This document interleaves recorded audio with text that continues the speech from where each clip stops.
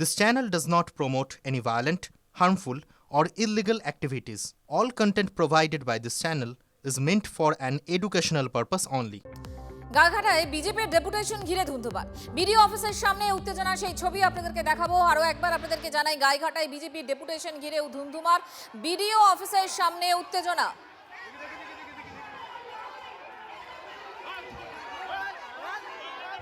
গাইঘাটায় বিজেপির ডেপুটেশন ঘিরে ধুন্ধুমার। বিডিও অফিসের সামনে উত্তেজনা।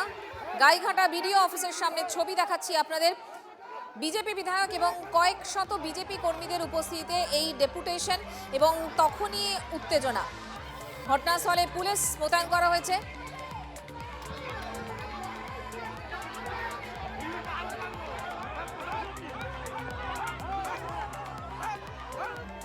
এই মুহূর্তে ছবি দেখাচ্ছি আপনাদের গাইঘাটা থেকে সরাসরি। বিজেপির ডেপুটেশন ঘিরে ধুন্ধুমার। পঞ্চায়েত সমিতির বিজেপির সদস্যদের কোনো কাজ করতে দেওয়া না দেওয়া। অন্যদিকে সম্প্রতি এসআইআর এ খসড়া তালিকা প্রকাশ হয়েছে। উদ্বাস্তু মতুয়াদের সঙ্গে বিডিও, জয়েন্ট বিডিও শাসক দলের নির্দেশে পক্ষপাতিত্বের অভিযোগ উঠছে। এছাড়াও একাধিক দাবি নিয়ে এই ডেপুটেশন এবং ডেপুটেশন দিতে যাওয়ার সময় ধুন্ধুমার।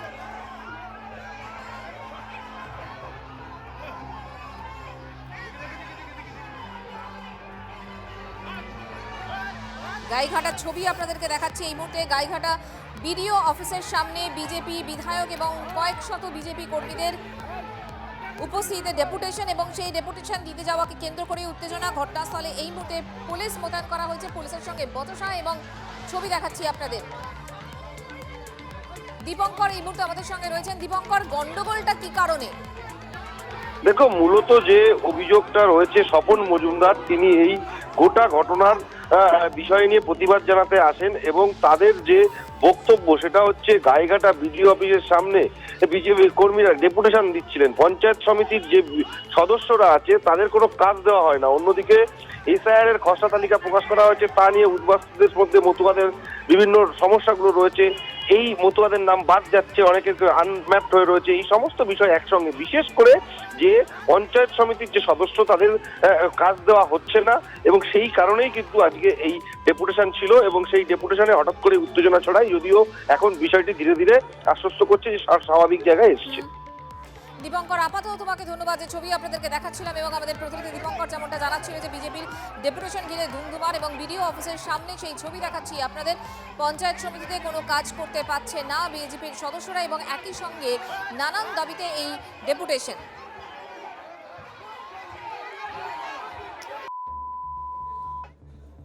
তৃণমূলের আন্দোলনে গত 7 দিন ধরে উত্তরবঙ্গ বিশ্ববিদ্যালয় তালা বন্ধ অবস্থায় রয়েছে। দেখাবো আপনাদের।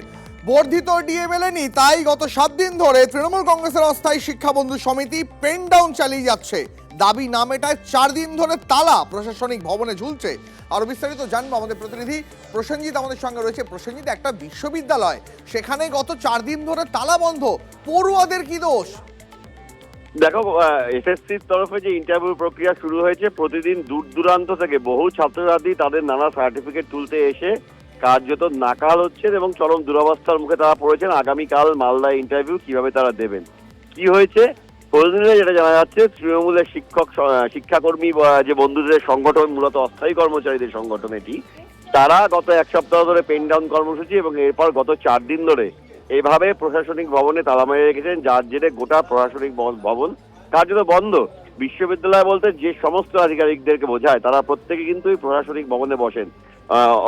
উপাচার্যের অফিস ওখানে, অস্থায়ী উপাচার্যের অফিস ওখানে, রেজিস্ট্রারের অফিস ওখানে, ফিনান্স অফিসারের অফিস ওখানে।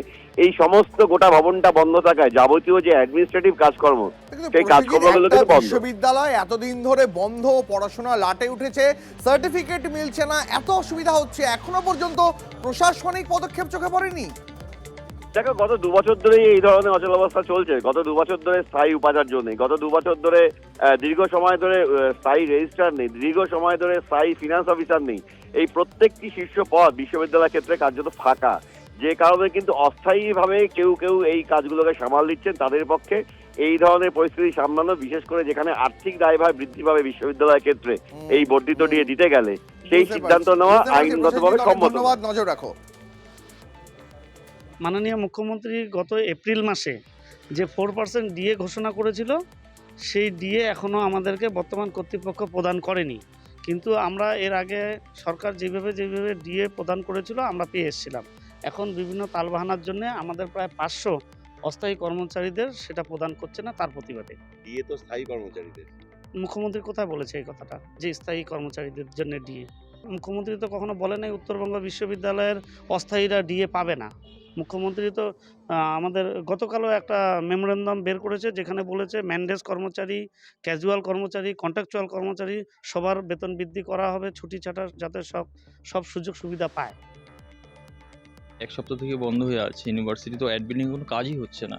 আমি স্কলারশিপ জমা করতে এসে জমা করতে পারছি না, মোটামুটি আমি তো 3-4 দিন থেকে ঘুরে যাচ্ছি। এটাই। জমা করতে না পারলে কি সমস্যা হতে পারে? স্কলারশিপ ক্যান্সেল হয়ে যাবে।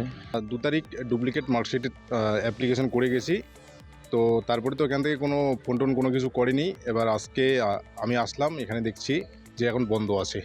আমার কালকে ইন্টারভিউ আছে। কোথায়? মালদাতে কিসে? এসএসসির ইন্টারভিউ রয়েছে কালকে। আজকে কি বলছে, কাজ হবে না? এখানে তো অফিসই বন্ধ, কাকে জিজ্ঞাসা করবো এখন কাজ হবে কিনা, এটাই তো বুঝতে পারছি না। রাস্তায় কেন আটকে দিয়েছে, এই জন্যই রাস্তায় দাঁড়িয়ে আছি। কদিন ধরে এই অবস্থা? এই 3 দিন ধরে, সোমবার থেকে তো চলছে। উত্তরবঙ্গ বিশ্ববিদ্যালয়ে একটা চরম অরাজকতা চলছে, বিশৃঙ্খলা চলছে, এক কথায় মার্শনায় চলছে। কারণ এখানটায় যারা মুখ্য ব্যক্তিত্ব, ভাইস চ্যান্সেলর থেকে শুরু করে রেজিস্ট্রার, ফিনান্স অফিসার, কন্ট্রোলার কেউ নেই, যার ফলে এখানটায় প্রত্যেকে একজন সামন্ত। এই রাজ্য সরকারের যে নীতি, যে কিছু দলীয় পেটোয়া তৈরি করো, সেই পেটোয়ারা তারা এখানটায় আজকে লুটেপুটে খাবার জন্য প্রচেষ্টা চালাচ্ছে। কে কতটা লুটে খাবে তার জন্য সেটা নিয়ে কিন্তু লড়াই। খসড়া তালিকা বেরিয়েছে, আর সেই খসড়া তালিকা বেরোতেই বিপত্তি।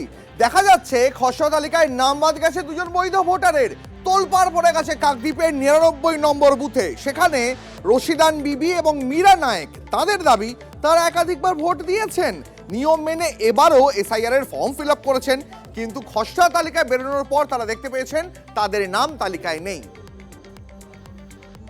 কাকদ্বীপ বিধানসভার রামকৃষ্ণ গ্রাম পঞ্চায়েতের লক্ষ্মীনারায়ণপুর গ্রামের 99 নম্বর বুথের মীরা নায়েক এবং রশিদা বিবি দুজনেই কিন্তু মৃত হিসাবে তাদের নাম জমা পড়েছে এবং তারা কিন্তু ভীষণভাবে আতঙ্কিত। যদিও এই বুথের বিএলও নারায়ণ দাস তিনি কিন্তু আবারও 6 নম্বর ফর্ম ফিল আপ করে তিনি কিন্তু জমা দিয়েছেন, যাতে এই মৃত ভোটার জীবিত থাকলেও তাদেরকে মৃত দেখানো হয়েছে। মীরা নায়েক এবং রশিদা বিবি এরা দুজনেই কিন্তু ভোটার তালিকায় এই মুহূর্তে মৃত, ফলে তাদেরকে জীবিত বা অর্থাৎ ভোটার তালিকায় তারা যে জীবিত রয়েছেন সেই নাম তোলার জন্য 6 নম্বর ফর্ম ফিল আপ করে নতুন করে জমা দেওয়া হয়েছে। খুব শীঘ্রই তাদের নাম তুলে দেওয়া হবে। ইতিমধ্যে এই ঘটনা প্রকাশ্যে আসতেই জোর আলোড়ন ছড়িয়েছে এলাকায়। ইতিমধ্যেই কিন্তু এলাকায় প্রচারিত হয়েছে জীবিত ব্যক্তির জীবিত থাকা সত্ত্বেও, তিনি এই এলাকার দীর্ঘদিনের ভোটার থাকা সত্ত্বেও কিভাবে তার নাম ভোটার খসড়া তালিকা থেকে উঠে গেল, সেটা নিয়ে কিন্তু প্রশ্ন দেখা দিয়েছে। যদিও প্রশাসনের পক্ষ থেকে জানানো হয়েছে দ্রুত এই কারেকশান করে দ্রুত এই সমস্যার সমাধান করা হবে এবং দ্রুত তালিকায় তাদের নাম তোলা হবে। তবে ফটো মিসম্যাচের কারণে এই সমস্যা দেখা দিয়েছে বলে প্রশাসনের পক্ষ থেকে জানানো হয়েছে। কাকদ্বীপ থেকে ক্যামেরায় সৌভিকের সঙ্গে শুভেন্দু হালদার, TV9 বাংলা। মরে গেছি না বেঁচে আছি? আমি তো বেঁচে আছি। এসআইআর ফর্ম ফিল আপ করেছিলেন? হ্যাঁ, আমি সামনে তো জেতা মানুষটা নিয়ে আছি, মরলাম কখন? কোনো যান্ত্রিক গোলযোগের কারণে, কোনো এর কারণে আর কি, মানে ফটোটা ওখানে দেওয়া হয়নি বলে মিস হয়ে গেছে। কোনো কারণে অসুবিধা হয়ে গেছে যে এটা মানে সংশোধন করে যাবেন নাকি, ওইটাই নিয়ে একটু সমস্যা হয়েছিল, কিন্তু এখন মনে হচ্ছে যে সংশোধন হয়ে যাবে, আমাদের কোনো অসুবিধা নেই। যেহেতু আমরা জীবিত বা আমাদের ভোটার আছে, তাদের হচ্ছে ফটো মিসম্যাচ ছিল, মৃত দেখানো হয়েছিল। মৃত দেখানো হয়নি, ডুপ্লিকেট ভোটারের লিস্টে দেখানো হতে মানে অলরেডি এনরোল বলে দেখানো হতে মানে কেটে গেছে। এটা কোনো নয়, টেকনিক্যাল ফল্ট। আমরা আমাদের ঊর্ধ্বতন কর্তৃপক্ষকে জানিয়েছিলাম যে আপনাদের এরকম একটা সমস্যা হয়েছে। এনারা বলছে যাতে আমাদের নামটা পুনরায় উঠে যায় সেই ব্যবস্থা আপনারা করুন, এই বলে আমরা আমাদের সুপারভাইজার বা এপিআরও আছে তাদেরকে আমরা জানিয়েছি। আমি এনাদের কাছ থেকে নিয়ে 6 নম্বর ফর্ম ফিল আপ করে দিয়েছি। মানে একদম নতুন করেই আবার? হ্যাঁ, নতুন করে হবে। এবার এইটা আবার কি হয়, এবার যেহেতু এনাদের হিয়ারিং তো হবে, সেই ব্যাপারে এনাদেরকে জানানো হয়েছে। খসড়া তালিকা থেকে নাম বাদ বৈধ ভোটারের। বাদুড়িয়া চাতরার 15 নম্বর বুথের 7 ভোটারের নাম বাদ করাকে কেন্দ্র করে বিতর্ক। তাদের দাবি 2002 সালের ভোটার তালিকায় নাম রয়েছে, এসআইআর ফর্মও ঠিকভাবেই ফিল আপ করেছেন, তা সত্ত্বেও তাদের নাম বাদ পড়েছে বলে অভিযোগ। এ নিয়ে রাজনৈতিক চর্চা তুঙ্গে। বিএলওর দাবি বিডিও অফিসে সার্ভার ডাউনের জন্যই এটা হয়েছে। আমার 2002 সালে ভোটের লিস্টে নাম আছে, তা সত্ত্বেও আমাকে বাদ দেওয়া হয়েছে। কেন কি বুঝতে পারছি না। এর জন্য আমরা খুব ভয়ে আছি, আতঙ্কিত আছি। এর জন্য আমাদের ডিএলএড দায়ী না কে দেয় তাও কিছু বুঝতে পারছি না। এখন কি হবে সে নিয়ে, যেতে নামটা আমাদের আসে সেই দিকে একটু ব্যবস্থা করতে হবে। মানে 2002 সালে ভোটার লিস্টে আমার নাম আছে, আমরা এসআইআর ফর্ম জমা করেছি, বিএলও তাতে সই আছে। এইবারে দেখা যাচ্ছে সেই লিস্টে আমাদের নামটা নেই। হ্যাঁ, এখন আমরা এর জন্য আমরা আতঙ্কিত। আমরা 2002 সালেও ভোট দিয়েছি, 2025-এও ভোট দিয়েছি, তা আমাদের ভোটার লিস্টে দেখা যাচ্ছে যে আমাদের ভোট নেই। আমাদের ভোটটা গেল কোথায় কেটে? বিএলও বলছে যে তোমাদের ভোটার নেই। কেন আমাদের ভোটার থাকবে না? আমরা এই দেশীয় মানুষ, কেন আমাদের থাকবে না? আর যারা বাংলাদেশ থেকে আসছে তাদের ভোটার হয়ে যাচ্ছে, তাদের সব হয়ে যাচ্ছে, কেন হবে এই সমস্ত? আমাদের বলেছে যে এরকম তোমরা এখানকার তোমরা নিখোঁজ, তোমাদের হচ্ছে কি ক্যাম্পে বলেছে নিয়ে যেতে হবে, ওখানে থাকার কথা বলেছে। বাংলাদেশিও যারা আছে তাদের নাম উঠে যাচ্ছে, তারা এখানে নেই, তাদের নামও উঠছে, অথচ আমাদের নাম উঠছে না, আমাদের নামই নেই। বলছে যে তোমরা এখানকার স্থানীয় না, এরকমই কথাবার্তারাও শুনছি। কিন্তু যারা বাংলাদেশ থেকে এসছে তাদের নাম উঠছে, আমাদের নাম উঠছে না কেন? আমরা তো এখানকার স্থানীয়। ফর্মই ফিল আপ করা হয়েছিল, অনলাইনে ডিজিটাইজ করা হয়েছিল, এবার আবার ফর্ম ফেরত আসে, 32টা এরকম ফর্ম ফেরত আসে। তখন আমি বিডিও অফিসে জানাই এগুলো কি করব।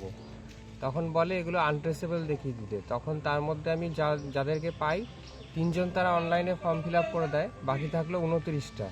এই 29টা আনট্রেসেবল দেখাচ্ছে। এর দায় সম্পূর্ণ বিডিও অফিস এবং ইলেকশন কমিশনের। এটা সাধারণত অ্যাপের সমস্যা অথবা সার্ভারের সমস্যার জন্য হয়েছে। বিডিও অফিস আমি জানিয়েছি, বলেছে এদের হিয়ারিংয়ে আসতে হবে, হিয়ারিংয়ে আসলে সব সমস্যার সমাধান তারাই করে দেবে।